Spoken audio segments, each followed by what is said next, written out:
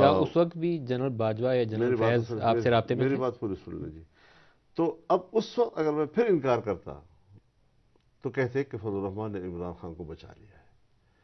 تو یہ وہ چیزیں تھیں کہ میں صرف اس لیے آپ کے سامنے ذکر کرنا چاہتا ہوں کہ تاریخ کے اوراق پر حقائق تو کسی وقت تو آئے نہیں. کیا اس وقت جنرل باجوہ اور جنرل فیض آپ سے رابطے میں تھے جب یہ لوگ ٹوٹ کے پی ٹی آئی سے اور ایم کیو ایم اور باپ پارٹی ادھر آ چکے تھے؟ حضرت وہ بالکل رابطے میں تھے اور ان کی موجودگی میں سب کو بلایا گیا اور سب کے سامنے ان سے کہا گیا کہ آپ نے یہ اس طرح کرنا ہے اور اس طرح کرنا ہے.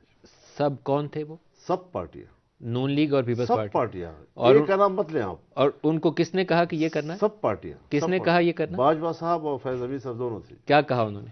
یہی کہا کہ آپ لوگوں نے کیا کرنا ہے، کس طرح چلنا ہے، کیا کرنا ہے. نو کانفیڈنس کے حوالے سے دونوں نے، اور سب نے اس کے اوپر ہاں میں ہاں بھری. پھر تو یہ کہنا چاہیے کہ موو جو تھی وہ ادھر سے تھی، تو نون لیگ اور پیپلز پارٹی نے صرف مہر لگا دی اس کے آپ اوپر. واقعی صحیح صحافی ہیں، آپ نے بات نکال ہی لی ہم سے. تو پھر مہر لگا دی نون لیگ اور پیپلز پارٹی نے اوپر سے مہر لگا دی. مہر لگا دی. تو پھر تو ان کو مزہ پی ڈی ایم کو جو کچھ پھر مشکلات پیش آئی ہیں، جو اکنامک ڈیفیکلٹیز پیش آئی ہیں، پھر تو I think P M L N deserve کرتی ہے کہ ان کو جو کچھ ہوا ہے. اکنامک جو ڈیفیکلٹیز آئی ہیں تو یہی کہا جا رہا ہے بطور دلیل کے کہ جو شہباز شریف صاحب کی حکومت تھی وہ 1.5 سال میں ڈیلیور نہیں کر سکی اور مہنگائی کم نہیں کر سکی، بڑھتی چلی گئی. ڈالر کی قیمت جو ہے وہ یہ تو ریئلٹی ہے سر. صحیح ہے. آپ کو ایسا نہیں لگتا؟ لیکن میرا جو مقدمہ ہے وہ یہ ہے کہ پھر اس کا اثر تو پنجاب میں ہونا چاہیے تھا، پھر اس کا اثر تو سندھ میں ہونا چاہیے تھا. یہ صرف کے پی کے اندر ہمارے اوپر کیوں بم چھوڑا گیا اور ہمیں اس کا نشانہ کیوں بنایا گیا؟ آپ کے اوپر ایک تو وہ جو دہشت گرد حملوں کا ایشو تھا وہ بھی آپ کے اوپر کافی زیادہ متاثر کیا. حضرت اس نے تو ہمارے تو امیدوار گھر سے ہی نہیں نکل سکتے تھے.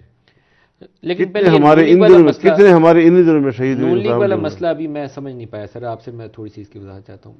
پنجاب میں ہم الیکشن کور کر رہے تھے، میں نے تقریباً سارے پنجاب کے حلقوں میں گیا ہوں.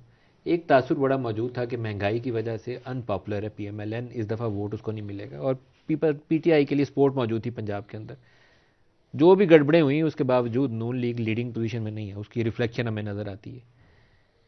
شہباز شریف اوپر کیسے آئے پی ایم ایل این کی چوائس میں ایز پرائم منسٹر؟ تھوڑی سی اس کی روشنی ڈالیں. اس سے میں لاتعلق ہوں کیونکہ میں اپنا ایک پوزیشن لے چکا ہوں کل، اور اب میں ان باتوں پر کیوں ڈسکس کروں، ان پہ کیوں میں فریق بنوں.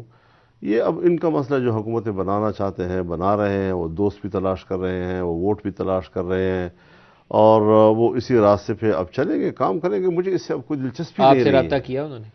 رابطہ کیا، تشریف لائے تھے شہباز شریف صاحب. پھر آپ نے کیا کہا انہیں؟ میں نے کہا جی آپ اپوزیشن میں بیٹھے ہیں، حق تو یہ ہے. پھر انہوں نے جواب کیا دیا؟ چلے گئے بغیر جواب دیے. بغیر جواب دیے. نواز شریف صاحب نے آپ کو کال نہیں کیا؟ نہیں، ان کا کال نہیں.